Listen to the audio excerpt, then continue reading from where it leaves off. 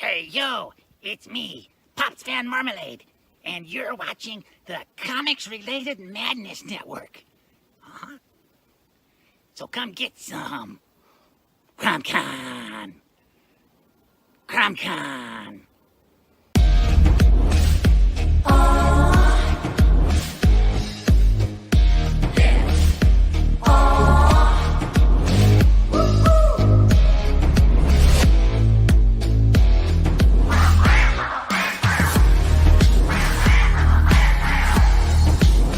Your favorite podcast, it's Critical Blast.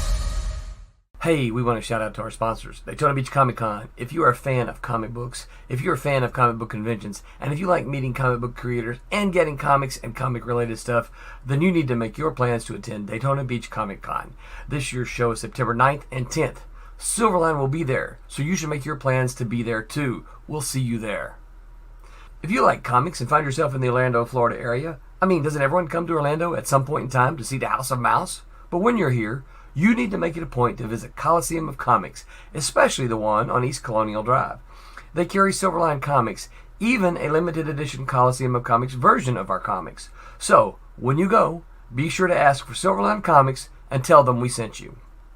OCD stands for Orlando Collector Deviants. OCD, Steve and Trish. They're a family of geeks who promote geek things, particularly those around the Orlando, Florida area. They're big supporters of Silverline, and we think you should be supporters of theirs too. Go give them some love. If you are an independent comic book maker and you need to get your independent comics made, you need to look no further than Kablam Digital Printing. They print our books, and they do a bang-up job. They're not only trusted by Silverline, but many, many independent comic book makers. Head on over to kablam.com and see for yourself just how easy it is to have your comic printed by them. And tell them Silverline sent you. Hi, this is Tim TK, host of That Silverline Show on Tuesday. Join us at 11 p.m. Eastern, 8 p.m. Pacific every Tuesday night as we discuss pop culture and the joys of making comics. And I'm Scott Wakefield, host of Silverline's Wednesday Wham, where we talk about comic books and all kinds of great storytelling, sometimes with incredible guests. And we want you to join us Wednesday nights from 8 to 9 p.m. Eastern. We'll see you there. I'm Roland Mann, and I host Silverline's Silver Sunday. Join me every Sunday at 8 p.m. Eastern as we make mine Silverline.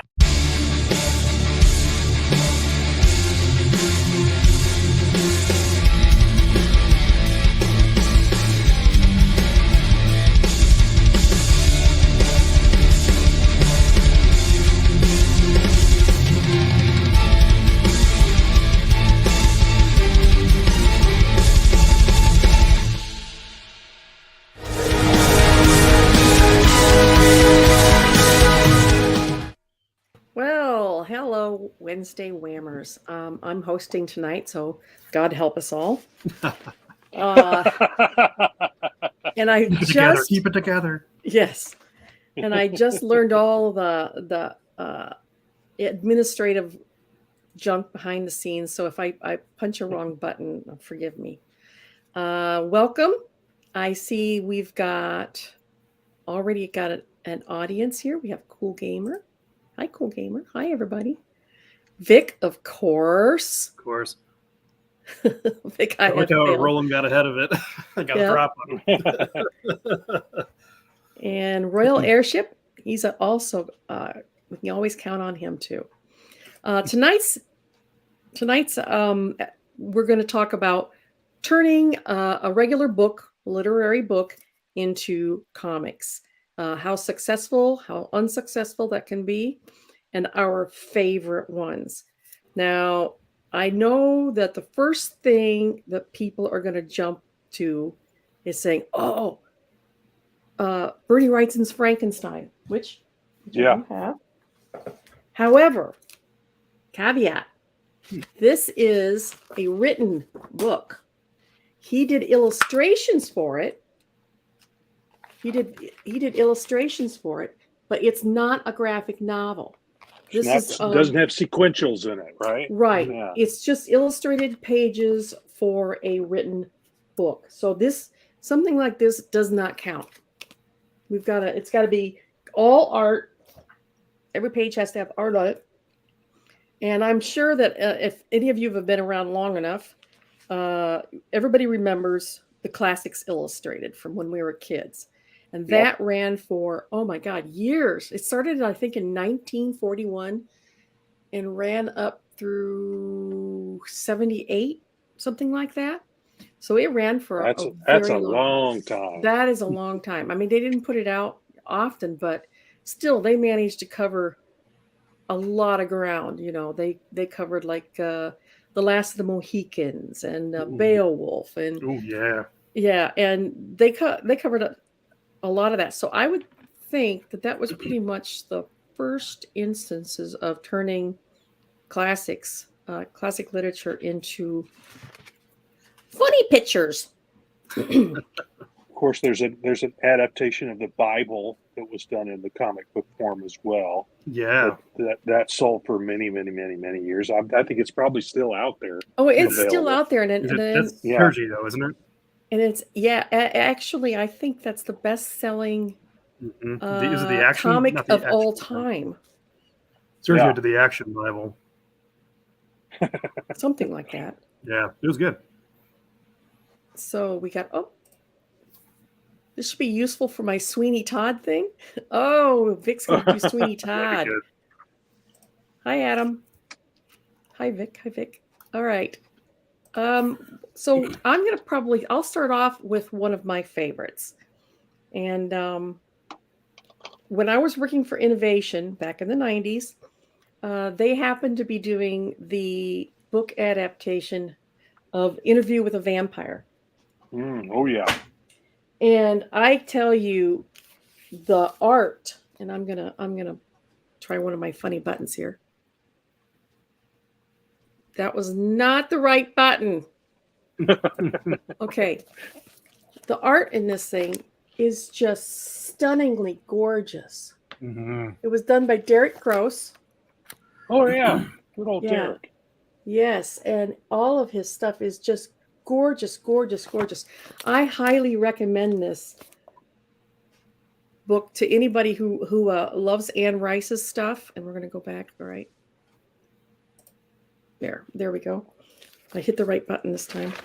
This is probably one of the, if you like painted stuff, he did this all in like watercolors. Ooh. And it is just stunning. Anybody who can do that in watercolor, man, that is like one of the most difficult things.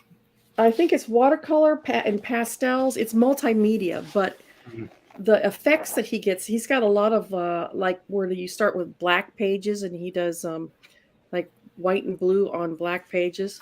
It's gorgeous. There's watercolor, there's pastels, chalk maybe. It's multimedia to get the effect that he's going for. One of the best adaptations I have ever seen. I'm sure you can find it on Amazon. Almost everything that we're talking about tonight, I've seen on Amazon. How about you, Rory? Well, so you want my full list, or you want me to just give one of them? Well, you can just start off and talk for a while. Okay. I find it. And tell us why you like them. And why? So Steam Patriots was first a book. We actually have a novel version of it first before adapting it to. Do you? I did not know that. Yeah, I think Scott got up to 30,000 words, maybe 40,000 words. He did it for a NaNoWriMo and double dipped and used it for his creative writing degree. So he actually had time to work on it, and it just panned out. So we had it first. And then we had sat on it for a while before realizing like steampunk is just so visual, we have to use it for a graphic novel. So that obviously tops my list, but I am a little preferential. I've seen, actually, I think we read it in high school, Edgar Allan Poe, Mask of the Red Death. Ooh. Because every room was a different color, so it lended well to a monochromatic, this section, and it just progressed through. And that was really well done. As far as I can remember, it's one of those things like an old movie you watch, you're like, oh, that was a great movie. And you watch again as an adult and you're like, that was horrible. Mask of the Red Death, isn't that kind of very grim too? Mm-hmm. Yep, it was. And you said you read it in high school?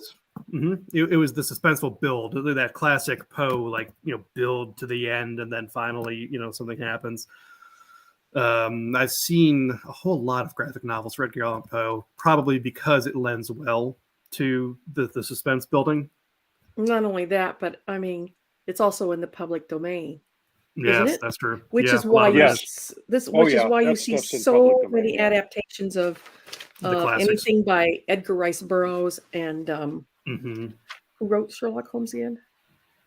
Arthur Conan Doyle. Arthur Conan Doyle, yep. Sir, Sir, Arthur. sorry. Yeah, anything in the public domain, you'll see Yeah, all kinds massive of it. amounts. And Yes. there's a lot of great stuff out there, and a lot of really horrible stuff out there. Well, yeah, that's that's the old rule about 90% of everything being Big crap. CRAP, Yeah. crap. I know. So, yeah. Pride and Prejudice has been done to death in graphic novel form. Marvel even did it. Yep. And Mhm. I know it's been done in anime. I know That would be interesting. I haven't seen that one. Uh, I love when they Camp- did like Pride and Prejudice Campfire. and Zombies. oh yes, that was a strict adaptation. However, Oh, yeah, very. Campfire Press did a really, really good adaptation of that with Lawrence Sack adapted it, and Mhm. Rajesh. Let me see here. Nagula Kand. I can't. Sorry. Yeah. But it was a really good adaptation. But it's been done a lot of different times, just like Yes. Dracula. Dracula. Yep. Dracula. The Wolfman has been done 100 times in the movies. You know, everybody's got their own take on it. How many times has Frankenstein been done? Penny Dreadful, you know, mixing them all together. That's I guess Penny Dreadfuls were the first adaptations, weren't they? Were Yes. they? Yeah, because they were the first like fanfic. I don't know if they were entirely illustrated, but they had to be partly illustrated. Vix asks, Yeah, do you guys the remember? actual Penny Dreadfuls were are like the pulp era. It's precursors to the pulp stuff. So it was illustrated. Probably didn't have sequential art. Well, yeah, I was going sequential to say art it was Yeah. probably like yeah, Chapter. Frankenstein, where it had illustrations Yeah, and text. yeah. Sometimes they would have maybe 2 or 3 panels, but it would not be a whole Yeah. thing like that. Yeah, It's like sequential. cartoon strips didn't really start until the late 1800s. So yeah, so that would be in the same era, but I don't think they were doing anything in that format at think that point. That would be interesting to see stuff if they had. Yeah. That would be very interesting. Penny Dreadfuls were probably the precursor to comics and graphic novels. Wouldn't you Yes. say? Yeah, them and Yeah. political cartoons. I mean, those were 1 or 2 panels. And Political pulp cartoons went magazines, back as far as politics, I think. Yeah, yeah. Oh yeah. I think there's stuff inscribed in stone for Yes. political. I think it's so funny. Hieroglyphics. Yeah, there's probably hieroglyphics and I'm sure they found stones over in the Holy Land during excavations, like sling stones, and it's like "Death from Above" inscribed on it. It's like writing on the bombs these days. Yeah. It's like, say hi to your mom. It's like nothing has changed. Nothing has changed at all. Well, that is hilarious. I've never heard that. Oh, it's great. Vic says, do you guys remember Arrow Comics doing Wonderland? Vaguely. Vaguely. How about you, Rob? I worked with Arrow Comics, but I don't remember that particular book. But it does not surprise me. Randy was trying all kinds of different things, and anything in public domain like that, you can jump on it and do it. Give it a shot. I know we were doing some King Arthur stuff. Be still my heart. For some of that. I did. Anything Arthurian legend, I'm all in. Yeah, it did. I've got a couple of things that are like that. There's we did a comic book that was supposed to eventually start being a regular series called the Last Knight, KNIGHT, which was a knight who survived the battle that King Arthur was killed in. Oh, He was like the only knight of the Round Table that survived. Everyone else was killed. So it's definitely it could have been a really interesting series, but that was a lot of fun to do. It's probably one of the last things I did professionally as a comic book artist, and before I finally said I couldn't get a regular series going, so I I had two. I had a little girl who was about 5 years old, and then another kid in the oven, plus a mortgage to pay. So I had to look for something a little more regular and a little more long term, which is why I'm now able to do everything I can, because I have a pension now to go on. Yeah, right. That was one of the last Hi, things I David. did. Now. Doing all that. Now you're Hey, living the David. dream. Hey, Yes, sir. You betcha. on the I close think- heels of. Okay. Oh, I was just going to say, I think Prince Valiant was a direct Yes. ripoff of Camelot. Yes, Oh, I absolutely. just Arthur. saw that Absolutely. at Barnes and Noble in like an oversized hardbound, and I was Oh man, Distempted. that's beautiful stuff. Hal Yeah, Foster. There's some great art. yeah. Oh yeah. Yep. Actually, Yes. I have to really rein myself in when I go to a bookstore. It's like 1 or 2 books. That's it. So I got The Hobbit graphic novel. that I got it for my Yay! nephew. So beautiful. I didn't Yes, know that was it was a thing. I thought I saw it. I had to do a triple take. I'm like, what? that was adapted by Chuck Dixon, right? Who was the Yep. artist on Yes. that one? Wenzel. David Wenzel. David Wenzel, Wenzel. That's yeah. right. Yeah. Yeah. I saw that one online too. It's just beautiful. Turn it here. I'm gonna put Yeah. you front and center here. Yeah. Turn some of the that's- yeah. pages. It's very kid friendly art. Yes. Except for that giant spider. Giant spider. Yeah, well, that's- but the whole story is supposed to be kid friendly anyway. Right, Tolkien right. wrote it for his, created the story for his kids.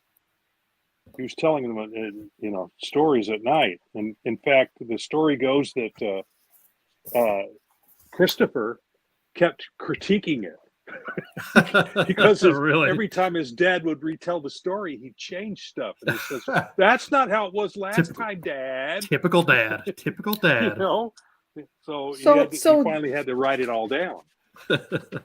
So just like Harry Potter, it started out as a story to his children.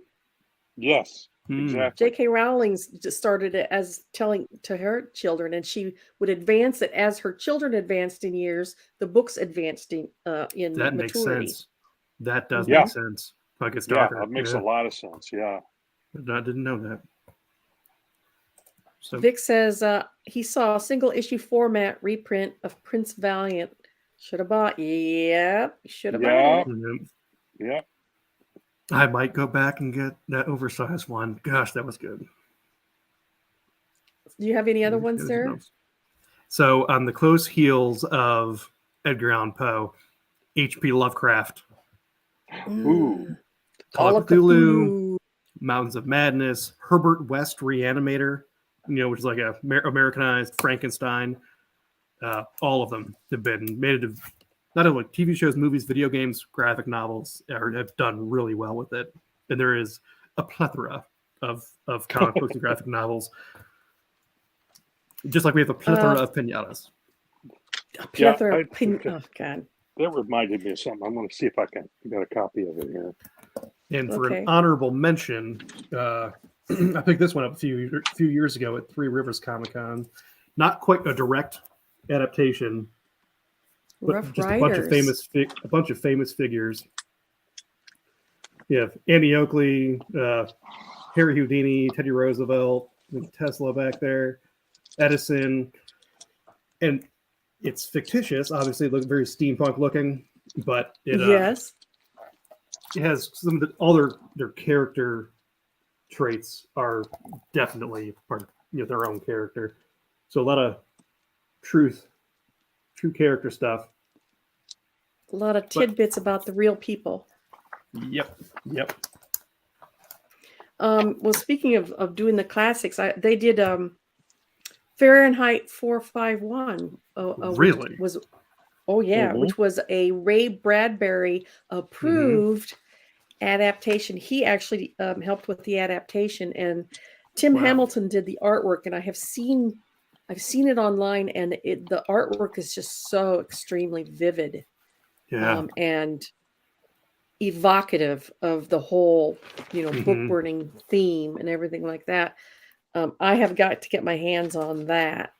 The other thing I have on my wish list on Amazon, which I want to get, is You're The capping out at Handmaid's Tale. $5,000 in books right now. Yes, yes, I know. That's what I do. The Handmaid's Tale. I have the regular book, The Handmaid's Tale, by Margaret Atwood, and I saw online that there is a graphic novel adaptation of it, and I saw some of the pages, and I want this book bad. It was illustrated by Renee Nault, and you can find it on Amazon, and that is an absolute must-have for me. I've got to get my hands on that one. I don't know if any of you have read A Handmaid's Tale. I have not, no. But no. No. It's very No, I haven't. dystopian. It's I've heard that. dystopian future, where it's like an ultra conservative society where they've gone back to the women are only for breeding, and if you're of breeding age, you're put into like this facility where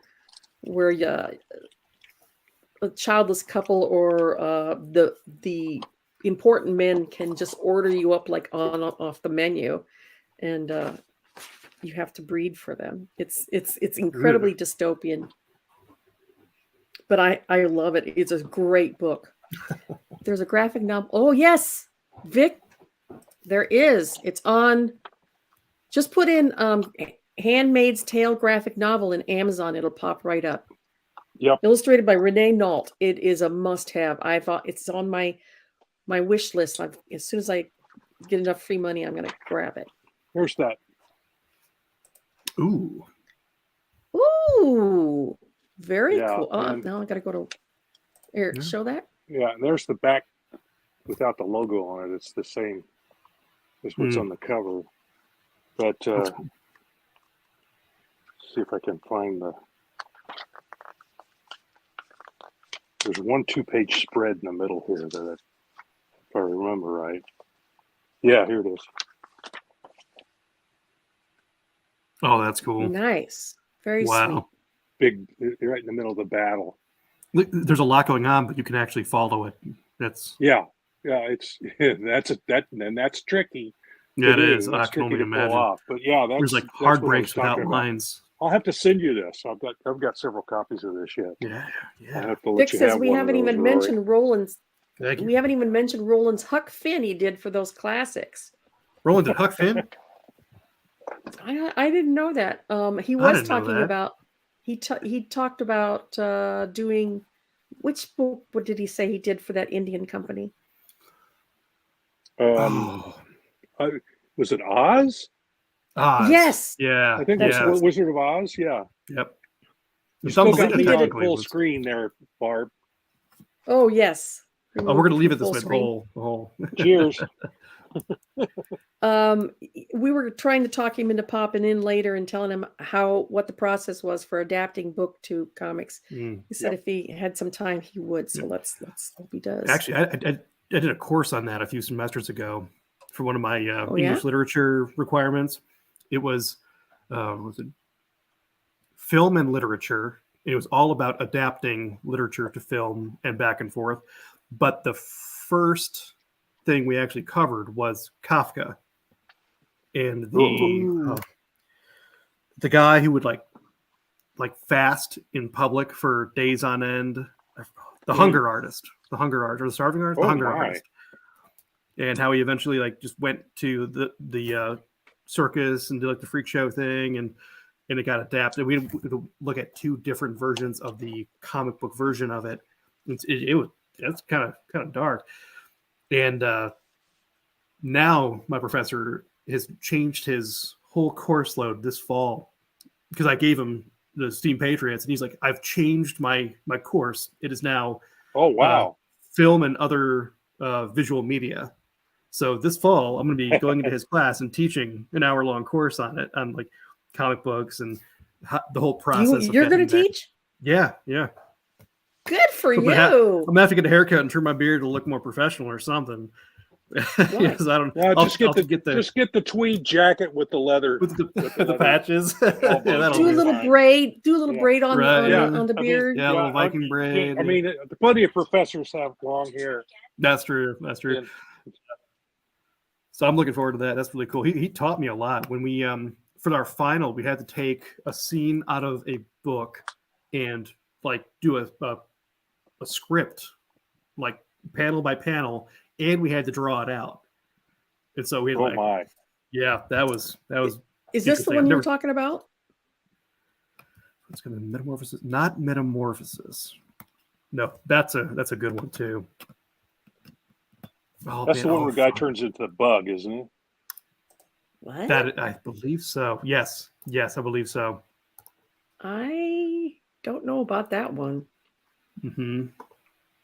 The Kafka Rob, story you have- where the guy turns into a Kafka's bug. got some strange stuff. Oh man! I wonder what kind of he shrooms must he have was had doing. weird nightmares.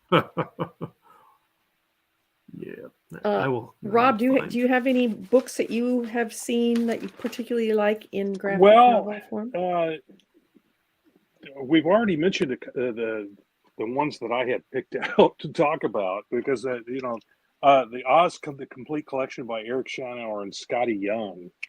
Eric Schanauer. I remember that one. Yeah, remember? Yeah, Awesome. and Scotty Young, and I haven't actually read the thing, but I when I was doing some research for this topic tonight, that came up, and I went, "Wow, that's it."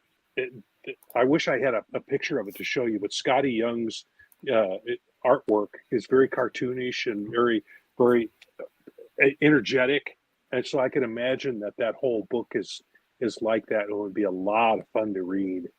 But that's one that's definitely on the list of good adaptations of a book. Please record your lecture if possible, says Vic. Rory, I guess he's talking. We can play it on Wednesday Wham here, and then I won't have to do anything. Yes, we should play it and then rerun of your lecture. Yes. Oh no, not a rerun. I want a Riff Tracks MST3K, like just making fun of it the whole time. Okay. Solitary Dude says. Yeah. You need a volunteer. Solitary Dude says, "Did we already discuss Sapiens?" No, we have not discussed Sapiens. Sapiens? I'm not sure what that is. Maybe you need to tell us. Well, I know a guy did a scholarly book about the history of the human race called, I think it was called Sapiens, but I don't know if that's what he's talking about. Because that doesn't sound familiar at all. Before we came on the air, we discussed some Edgar Rice Burroughs stuff. Tarzan has been done in comics. Conan was the one that we touched base on. And so has John Carter of Mars. That one's that was the first one, right? I'm trying to think who else. Tarzan, Conan, the Mars series. Conan was the one that really came up that you really wanted to talk about. But most of everything that Conan. It went on for a long while. That was all short stories, and there's I think there's only one novel that the author did, and I'm blanking on his name right at the moment. Apparently Sapiens is a graphic novel adaptation of a non-fiction book. Then I know. Yeah, that's interesting because I've read about a third of that book. It's kind of interesting. It's the history of the human race and how we developed. History of the World Part 1. Yeah, that would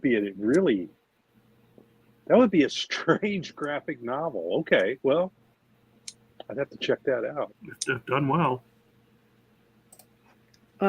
Vic says Rick Rogers' What Became Buck was a book first, correct? I don't know. Was it? That I don't know. That's quite possible. Wow. Vic knows his comics history. Also, yeah. It probably was.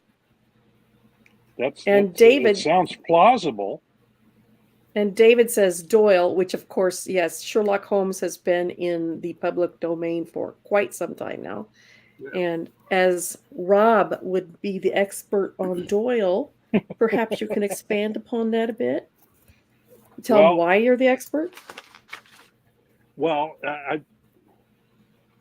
as most everybody knows, I'm part of Airship 27, which is a publication partnership I have with Ron Portier, and our best-selling anthology is Sherlock Holmes Consulting Detective. And for every single one of those, I'm up to volume 19 right now. I'm working on at the moment. I've illustrated every single one of them on the inside. So we started this about 10 years ago, 9 or 10 years ago. And at that time, there was some question about whether it was public domain or not, whether Sherlock Holmes was. It should have been, but some descendants of Arthur Conan Doyle, every time anybody would try to write a story or do any sort of pastiche or anything involving Sherlock Holmes, they would threaten to sue unless they got a fee. So a lot of movies and a lot of books and stuff got done, and they got paid for it, even though they really did. His family were jerks. Yeah, I wouldn't go quite that far, but they were definitely trying to make money off of the fact that their ancestor had created a character. Hey, Pops. And so Hey, Pops. eventually, one of the guys that had tried to do some publishing of a Sherlock Holmes story finally said, "To heck with this! I'm going to take it all the way to all the way to court." And eventually, a federal judge finally ruled that Sherlock Holmes was in the public domain, at least up until 1924. And I didn't even realize that Arthur Conan Doyle wrote stories that late into the 1920s. Most of the stories are set in the 1800s, late 1800s, and into the early 1900s. But anything after that, any stories were copyrighted essentially. But those are starting to fall out now. As of this year, anything done in 1924 is now public domain as well. If any stories were written after that, they'll fall into line as the years go by.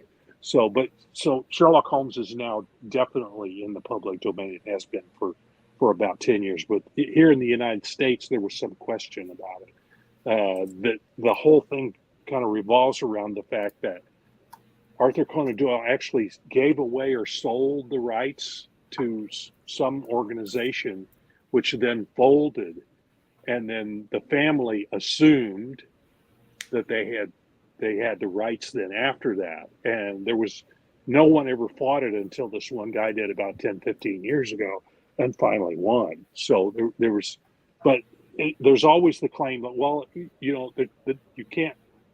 They also try to use trademark. Sherlock, you can't use. They say that Sherlock Holmes is a trademark. Well, it's not. A trademark is completely different from copyright. You have to constantly battle to keep a trademark.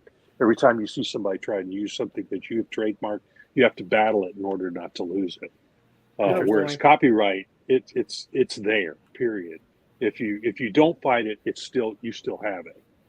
But trademark is a whole different deal in that respect. I don't know what the exact laws on copyright are at the moment, but Disney has been pushing back how late they can keep something. They don't want their Mickey Mouse mouse has to finally, Mickey Mouse's first appearance has finally fallen into public domain. Steamboat Willie, which started out as a silent film, and then the sound came into existence, so they had to change it up a little bit, which is why Mickey is whistling out throughout the whole thing so they could do sound. But but Steamboat Willie is now in public domain. But you can't use any other. You have to use the look of Mickey Mouse from that film. Right. You can't use any that were done later on because those are copyrighted separately. So again, we're in murky waters again. But Disney has been pushing, using their influence to push back how long a copyright can be held. But even their powers can't stop it forever. The whole idea with copyright and the way, and it's even in the Constitution, which strangely enough, the copyright law is mentioned in the Constitution. Hey, Brent, that it's important that things do eventually fall into the public domain so that people can actually other people can do creative things with it. You could take something that has been created before and make something new out of it. Everything should fall into the public domain eventually. Adam says there's a really great Time Machine adaptation with artwork by Alex Nino. Oh, I'll bet that's gorgeous too. He's quite an artist. So, Brent, do you have any favorites of graphic novel adaptations of books, or are you anything like that? Or you've given it any thought? Yeah, I gave some thought to it. To tell you the truth, that's not the kind of comics I gravitate to. But I will say this: some of the old Bible classics that were put in comic I form, mentioned those earlier. Yeah, I remember those as a kid, and that was actually really cool. Just the idea you could see something that before had just been words. I thought was pretty cool. Yeah. And the illustrated Bible, I think they called it. Yeah. Yeah, but it looks like real, like comic art. So I always thought it's very comic bookish. Yeah, it's sequential art, definitely. Yeah. Has anyone mentioned Scotty Young's Wizard of Oz adaptation? Yep. Yes. Yeah, absolutely gorgeous stuff. Yeah. Well, I think the reason I liked that was, for one, because I saw the trade in a discount bin, and so huzzah! It's really all. Or 2001, I think, is when it came out. I think.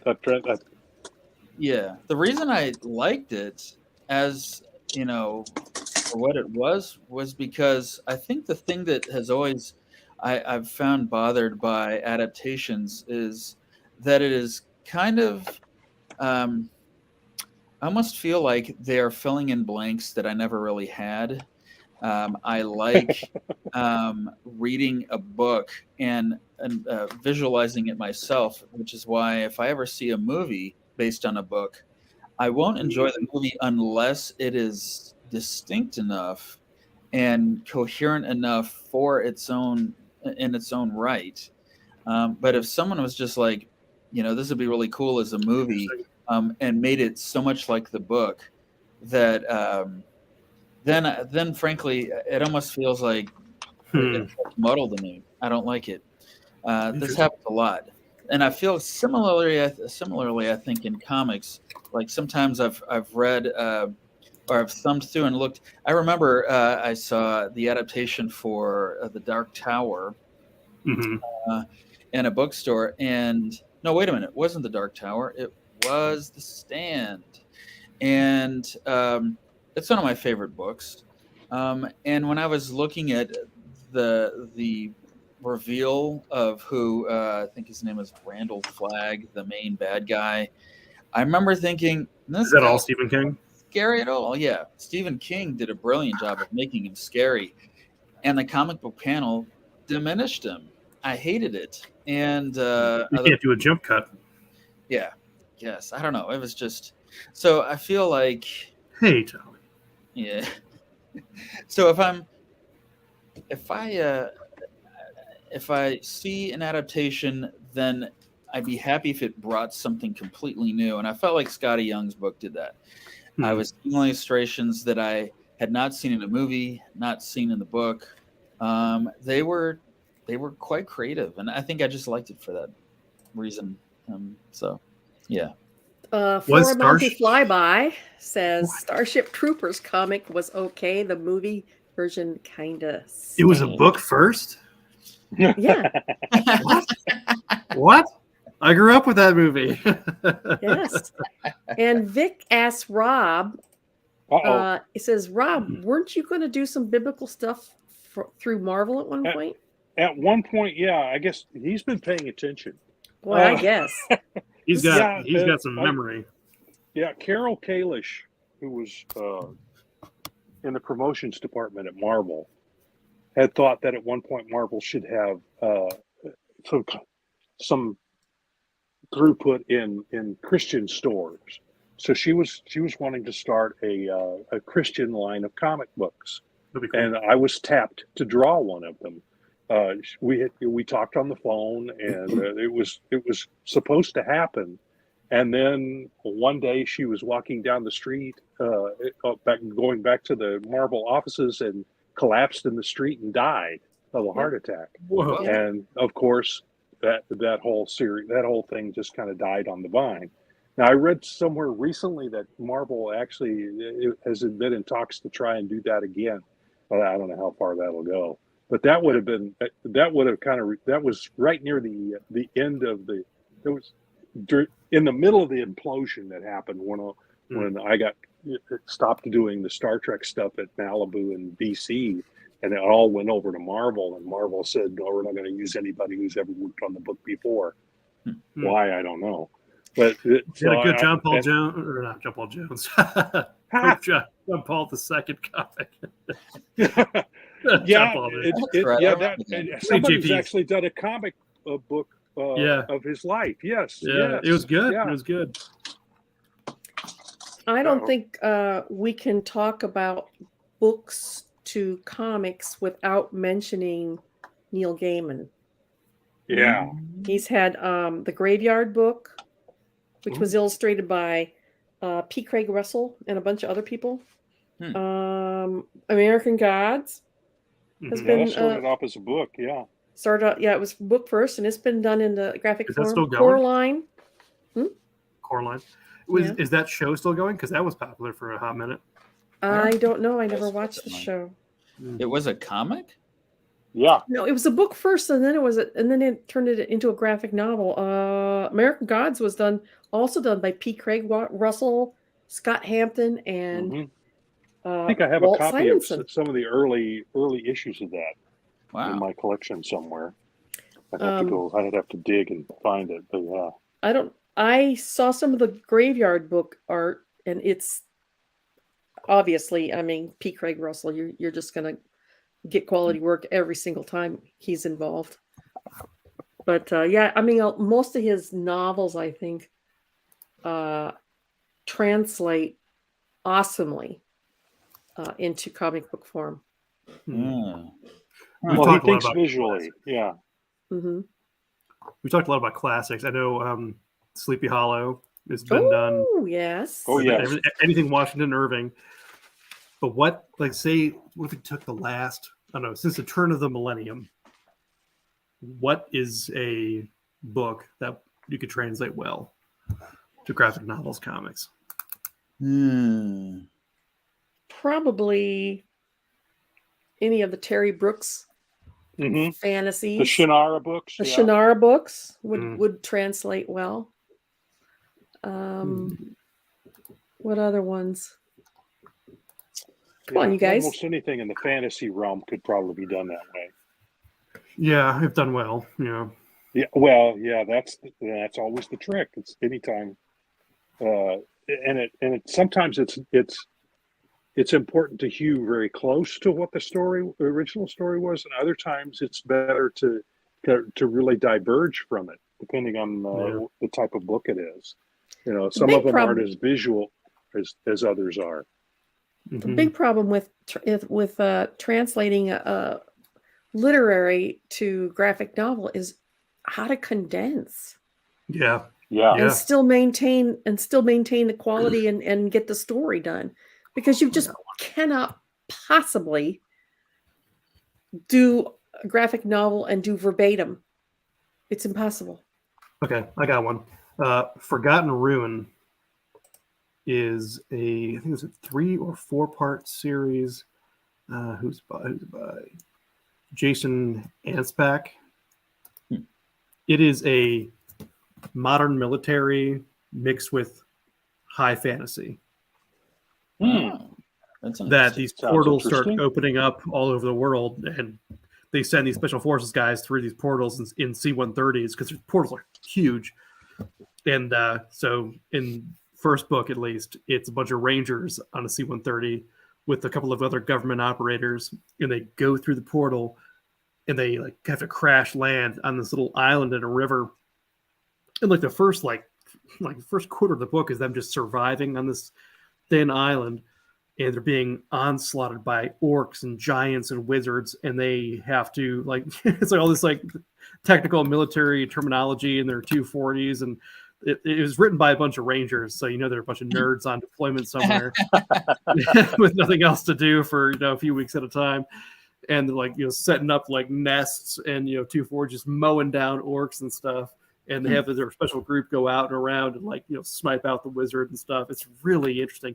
Never would have thought military stuff like anything Tom Clancy or the like to meld with high fantasy.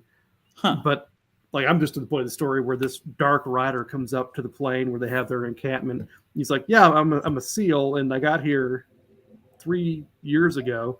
They all left Earth at the same time, but and the portals just drop you wherever in the timeline in the future." Really awesome. You want to hold up your book there for Tommy, who apparently missed the first part of the the Lord of the Rings podcast? Yeah, I can do that. Yes, Tommy, you need to read that one. Beautiful. Yep. Is it with Tolkien's blessing? Well, I mean, oh yeah, they did a seance and asked him. The estate? I'm not sure if the estate. I'm pretty sure it was had to, because this is Christopher had to sign off on that. Definitely. Yeah, the script you can't do true. Wait, so the script was adapted or just lifted? An illustrated edition of the fantasy classic. Okay. So is it sequential art or is it page by page? Yeah. Okay. So it's not just it's more than just illustrated. They've adapted it to comic books. Okay. Yeah. Adam says there's some cool Raymond E. Feist adaptations. Cool. And he suggests The Magician's Apprentice. That would be amazing, Adam. Yes, I would read that. And Tommy says there are 15 million Frankenstein comics. Yep. Yes. Yep. Some are better than others. Mm-hmm. And Vic says you got half the page count for a graphic novel, so you got to hope and pray it doesn't get screwed up when it's condensed. That's just the whole problem. That is what I'm saying. Is it's a really fine line to walk. Yeah. You got to turn out a quality product that gets almost everything across that the literary book does, but in like half of the space. Most people who like reading comics don't like the slow burn. You need like a pacing to keep them interested. There's got to be action, or when you can't do a lot of talking heads. Yeah, which is why like the first 1/3 of Lord of the Rings would probably be condensed down into 2 pages. And they're walking. But the interesting thing is, if you think about it, that's when you, as the writer and the artist, you have to capture an entirely new vibe. Yeah. Because if you're thinking, I'm going to do a Lord of the Rings comic that's going to capture the vibe that Tolkien had, well, I mean, the journey. Why not just read the book? Yeah, exactly. Yeah, because the book was the journey. I mean, you spent. You're right. They spent so much time on the road, and yet people loved that. If they didn't, nobody would ever hear of the Lord of the Rings. But they loved that. Yeah, there was so much talking about the old legends and singing songs and and poetry and that sort of stuff. Real world building. So if you were gonna so do many. and you were like, I'm going to condense all that into 2 pages, I would say don't even bother, because you're not talking about Lord of the Rings anymore. You're talking about something else entirely. So if you were going to do a Lord of the Rings comic, you would have to kind of honor that vibe, but come up with your own. Strike force. That's when it might work. That's pretty good, actually. That was good. That was pretty good. Strike fork. Strike fork. I love the show Stargate, all of them. I wonder if there's been a graphic novel. Oh yeah, not graphic novels, but comic books. I have. Are there? Yeah, there's. Oh yeah. Mm-hmm. Huh. I know Firefly. There's a huge line of. But those are movies, novels. and we're talking about books. Right. And TV. Yeah. Stargate had to be a book first. It had to be, or at least a script. I don't know, man. Roland Emmerich, Dean Devlin did the original movie. Yeah. Those guys never struck me as being terribly literary. So no, it was. Yeah. But they had to do enough research because a lot of the stuff was pretty on point. Mm-hmm. Yeah, I don't know. Now, way back a few comments ago, Vic said we were talking about not losing the copyright. That's why he says why Blue Beetle gets a brand new series every few years to keep people from using the name. Right. And actually, Silverline has Teen Beetle, which is a knockoff of Blue Beetle. He's using the same serum as Blue Beetle. So yeah, we kind of dipped our toes into the public domain with that one as well. Cool. You did not know that? Yeah, Teen I Beetle. want to go find the But worst that's public domain title. and that's a trademark thing. It's not a copyright thing, really. Is why they do or that. trademark. Yeah. Yeah. Huh. All right. So, Brent, if you were to adapt any book into a graphic novel, which one would you choose? You know, If you were a tree, what kind of tree would you be?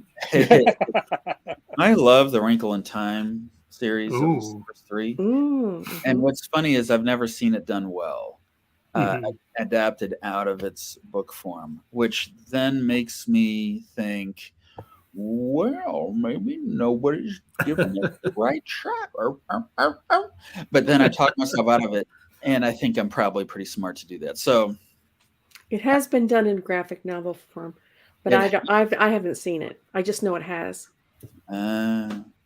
well, yeah, that book's pretty spectacular, and I almost feel like that little bit of that indifference in your voice.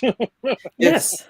I mean, the book is so amazing without adhering to anything that seems like an established structure. I think that's partly why the movie failed. Also, I just didn't know what they were going for, and thematically it was really pretty bland. So if I were to do it, then yeah, I would have to figure out how to make it work for a comic, which sounds like a fun challenge. So Yeah. maybe I should do it. Rory? Ooh. I'm sure it's been done.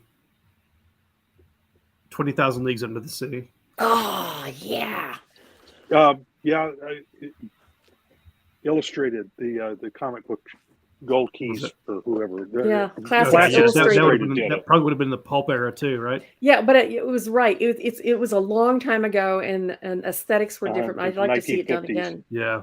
Yeah. Mhm. Yeah, something a little more. And I like that modern, whole like League of with a more Extraordinary modern Gentlemen sensibility. thing. Yeah, I mean that Yes. I would take winning elements from all of that. Captain Nemo. Yeah. Yeah. There's a lot to explore with the story. I agree. I've been building my library of like the classic novels, and I came home with that book in my head. I was like, I read that when I was 12. I'm like, at 12, okay. Has anybody turned Johnny Tremaine into a graphic novel? God, I don't know that one. Johnny Tremaine. What's that one? Well, well, Wars. you should read that one. It's a young adult novel, takes place in the Revolutionary War. Revolutionary. What? Yes. Yes, oh, it's think one I of read my that. favorite books Okay, when I was young. Spell for me, Tremaine. I never heard of those.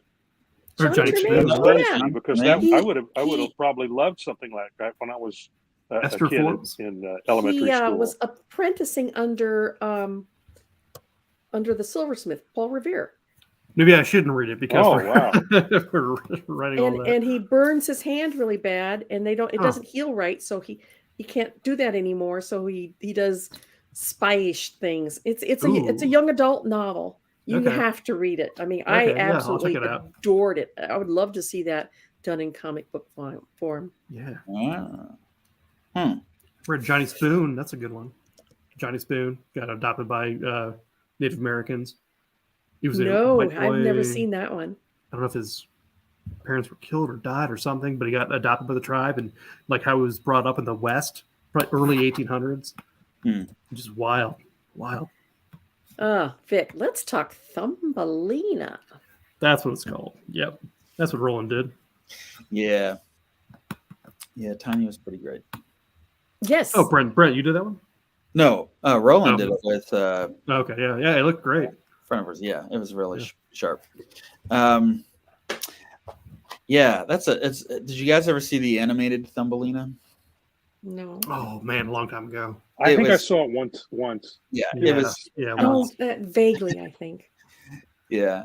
Again, it was like another adaptation where they didn't know what they were doing. So adaptations are Mhm. hard, I think. They just sound really hard. I want to take the actual Grimm's fairy tales, like that are actually And do quite the macabre. yes. Don't Yeah. pretty it up Disney style. Yep. Do it straight from the text where Absolutely. Cinderella's Oh, my. sister cuts off her heel and sticks her bloody Yeah. foot in the shoe. Yeah, Yep. Has this not been done? It feels like it should have been done. you would think. I don't think anybody would take the risk. Put that I much don't know, blood or man. that much macabreness into those stories. I feel like if there ever was a time, it would be now. We should do it. Yes. The anti-Disney has risen, and Hmm. we're all just like, no, we want everything to be depressing. So, But I would like to see it kept Done true well. to its original form. Yeah. Yeah. And Grimm's fairy tales were They were grim. grim. Well, some of the Snow White, Little Red Riding Hood, they've done that 1,000 times, and they've become progressively darker. Yeah, and the darker. wolf actually eats Granny and Little Right. Red, and the woodsman cuts the Cuts them the, open. cuts him open to get Grandma and Little Doesn't Red he- out. Of course, that's Doesn't he crazy. shove They'd like be dead, pots but, and you know. pans into his stomach before sewing them up or something? It was like wild Something, yeah. ideas. yeah. Yeah. Something had to be lost Yeah. in translation. And the Pied Piper, Yep, that's actually- huge. didn't What he is a actually kill the killing children? tale? Yeah, Didn't he took them all actually? away. He led them he to their stole the deaths, children. yes. Yeah. Yeah, He and played- led them There's to their historic deaths, precedence for that. There is Really? there's like from the 1400s. There is tales of little small villages in Germany, Austria, where the children are just gone. What? Yeah, real weird Mhm. stuff. Huh. Vic says he drowned them. Yeah, that's what I thought too. He drowned the Mhm. children. Yeah. Now that's dark. I Ran don't them off know. the cliff like lemmings. Oh, yeah. yeah. I Yep. thought he just led him to another place, which almost seemed worse. I don't know. Yeah. Uh, Yeah, that was. I was like, I remember the first time reading this and going, I am a kid reading this, and this is not for me. I remember reading it and being like, "Hey, I kind of get it, but I don't get it." Yeah, Maybe that's good. yeah. I don't know. We are kind of coming to. We're in the last 3 minutes of our podcast here. Rory, did you want to say anything about your book, the Kickstarter? Have they shipped Oh yet? yes, I don't think they've shipped yet. I think 90% of people have responded to the Kickstarter call to give us your name, address, and all that stuff. How you want your name to be listed in the Kickstarter? Yep. And I filled mine out. Good, excellent. Got to check out my brother. I don't know if he did it right. The family. You got to hold hands a little bit. That should be shipping next month, I believe. So soon, Mhm. within a few weeks. And we did very well. We're very pleased with our turnout. Yeah, you guys did great. Thank you. Yes. Vic asked if they've been printed yet. Tommy, are you here? Tommy? Yeah. Tommy's think- still going on and on about Starship Troopers, I think. Yeah. Writing a dissertation. It's usually about between the time that the Kickstarter ends. It's about 3 weeks before we get the money from Kickstarter. The funding. Yeah. And then it's about another week or so for the printing process. And then BJ and Roland have to start packaging. And of course, it also depends on if they got art. It's got to Right, be packaged up too. And if we've gotten everything from Yeah, the each- artists to pass on. Yeah. You know, Each package is different. So Yeah. it's done by hand. So a lot Okay. of time. A lot of time. I think we're going to wrap this up then. So if everybody wants to say their ending, let's make mine Silverline. Silverline. Hi, I'm Bill Black. I created FemForce. But you know what? Today, make mine Silverline.